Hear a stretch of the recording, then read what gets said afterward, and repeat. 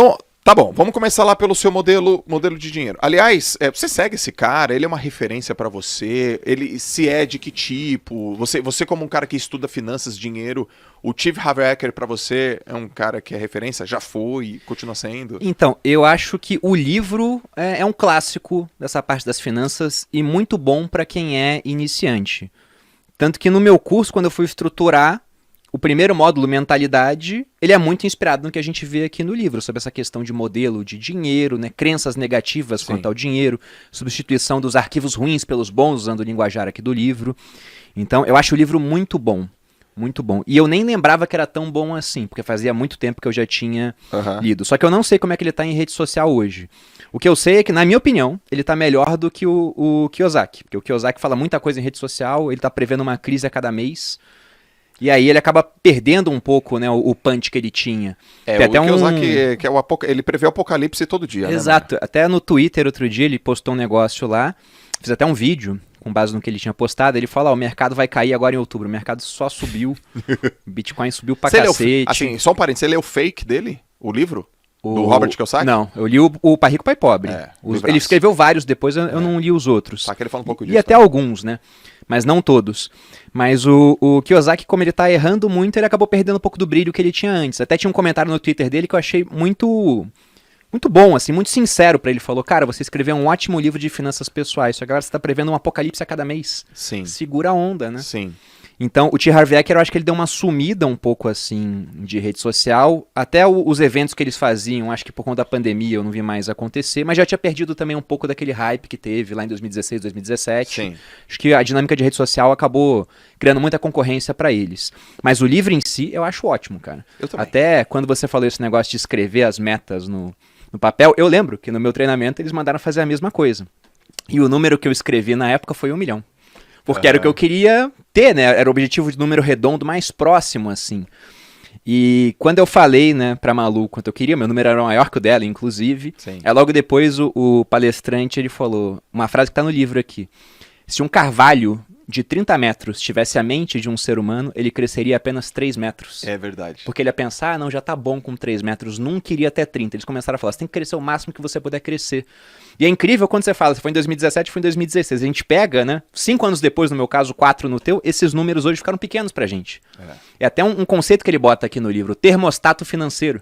Ele fala que cada pessoa tem um termostato. Então você pega o Jorge Paulo Lemann, o termostato dele está alinhado para bilhões. Sim. Se esse cara, de repente, ele perdesse tudo e ficasse só com 50 milhões, ele ia julgar um fracasso total. Sim. Sendo que, para muita gente, 50 milhões é um negócio que é levar o termostato de 0 para 100. Sim. Porque é um número totalmente real. Então lá eu tenho que reajustar meu termostato financeiro, porque para chegar a 1 milhão, bastava continuar fazendo o que eu já estava fazendo. Não estava tão longe assim mais naquela época. Eu já tinha uma certa previsibilidade que não ia demorar tanto tempo. Com rendimento, né, com investimento. Agora, para ter números maiores, não era só melhorar aquele processo, era fazer algo novo. Então, quando o meu termostato mudou, que eu falei, vamos fazer uma coisa nova, vou fazer palestra. Então, foi ali naquele evento. Então, cara, para você foi um livro / evento de mudança, de transformação, cara, esticou tua mente mesmo. Foi. O livro, lá em 2007, foi muito bom, porque ele não fala em como investir. Mas ele já te dá uma sugestão de orçamento, já fala que você tem que investir. Tem um arquivo de riqueza onde ele diz que os ricos administram bem o dinheiro. Sim. As pessoas de mentalidade pobre não, que os ricos colocam dinheiro para trabalhar duro para eles, enquanto a pessoa de mentalidade pobre trabalha duro pelo dinheiro. Então aquilo mexeu com a minha cabeça. Eu falei, tô no caminho certo. E em 2016 foi uma outra chave que mudou, que foi, olha, só de poupar parte do salário e fazer coisinhas pequenas não vai dar certo. Precisamos de alguma coisa maior, de uma big idea. Sim. Aí veio a questão das palestras. Porra, animal, cara. Muito bom. Ó, ele começa lá falando, por exemplo, sei lá, modelo de dinheiro, que é como que você viu a vida, as experiências que você teve na sua infância, as palavras que você fala, as palavras que você ouviu dos seus pais, dos familiares e assim por diante. E aí, ele fala dos 4 quadrantes, que é o seu corpo físico, o seu corpo cognitivo, emocional e espiritual. E ele dá meio que uma formulazinha, né? Que é assim, ó, pensamento gera sentimento, sentimento gera atitude, atitude gera resultado. É muito claro isso no treinamento. Ele começa o livro também falando assim, ó. Não sei se você lembra dessa parte. No dia que você entrar no restaurante, pedir uma comida e não olhar o preço, você tá no caminho certo. Cara, eu usei isso. Ele até proíbe pedir frango nesse dia. É que é verdade, mais barato é verdade. frango. É verdade. Eu usei isso. Eu morava na Praia Grande. Eu e a Lalas. Era 2017. E aí tinha uma casa de comida italiana, massa. Eu bebi. Não, então eu já não bebia. Então foi antes, cara. Não, então eu já não lembro mais. Já não bebia. Eu parei de beber em 2016. Mas acho que foi 2017, porque foi quando eu li o livro e tal. 16 para 17. E eu lembro que a gente foi no restaurante e eu falei, vamos pedir. E não olha quanto custa. E eu não lembro quanto a gente pagou, porque já que eu não olhei o preço, também não lembro quanto eu paguei. E ali eu percebi que eu estava no caminho certo. Ele começa o livro falando assim, né? Então, o que você pensa gera o teu sentimento gera as tuas atitudes, e as tuas atitudes geram o teu resultado. Comenta um pouco sobre isso aí. É bem interessante essa parte do livro nesse começo, né? Inclusive essa fórmula, pensamentos, sentimentos, atitudes, ações terminando em resultado, é muito usado hoje em dia, todo mundo fala disso. Sim. E eu não sei quem foi o primeiro, mas eu vi esse conceito primeiro, foi com o T. Harv Eker. E ele fala que tudo começa no pensamento. Até quando você fez o post para divulgar o podcast, você falou, as coisas vão acontecer duas vezes, a primeira na cabeça e depois no mundo real. E de fato, ele fala que muita gente tem resultados ruins com o dinheiro porque tem pensamentos e crenças nocivas quanto ao dinheiro. E ele fala que grande parte dessas crenças, elas foram estabelecidas através de três coisas.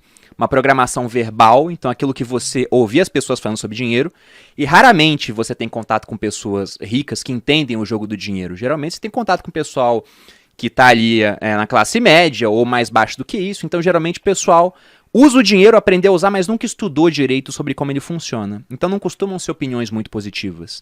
Além disso, você tem os exemplos, que é o segundo ponto. E qual que é o exemplo tradicional? Principalmente aqui no Brasil. Saiu uma estatística do Conselho Nacional do Comércio, CNC, ou Confederação Nacional do Comércio, não lembro agora direito. Mas falando que 70% das famílias brasileiras estão endividadas. Então, por mais que, vamos supor que a prática verbal fosse positiva quanto a dinheiro, no exemplo, o normal no Brasil, Sim. ou pelo menos o comum, né, não deveria ser o normal, é as pessoas estarem endividadas.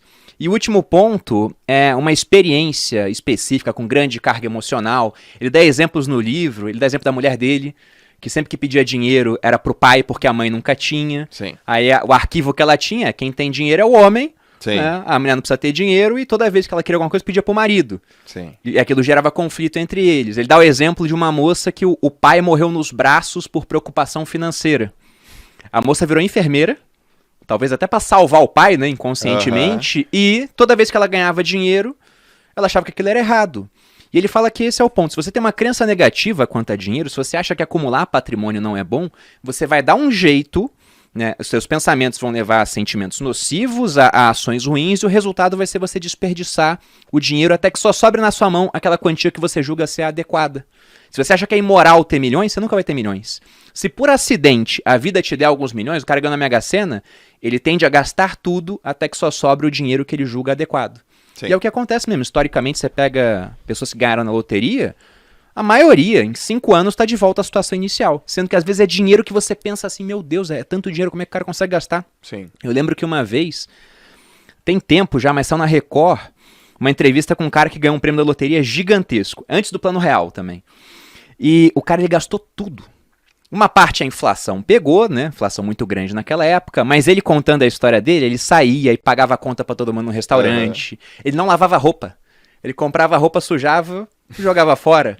O carro dava um problema, só tinha que trocar óleo aos 10 mil. Ele andava até os 30, o óleo virava uma graxa, fundiu o motor. Ah, tá bom, deixa o carro aí. Então o cara, ele desperdiçou tanto dinheiro que no final ele ficou sem nada. E aí perguntaram pra ele, qual é o seu arrependimento? Ele falou, não ter comprado uma casa pra minha mãe. Eu falei, meu Deus, o cara ganhou um prêmio gigantesco, não comprou um imóvel pra família dele. Caracas. Então é esse o ponto, né? Ele fala, se você não tem crenças alinhadas, você nunca vai conseguir acumular patrimônio. E aí ele fala pra você identificar esse teu modelo de dinheiro. Porque esse seu modelo não é seu. Ele só foi passado pra você. Então o ponto é que você não é uma gravação, que ele diz. Você é o gravador. Se essa gravação não tá boa, você deleta e grava uma nova. Perfeito. E aí o que ele tenta fazer é colocar os arquivos bons no lugar dos arquivos ruins. Perfeito exemplo.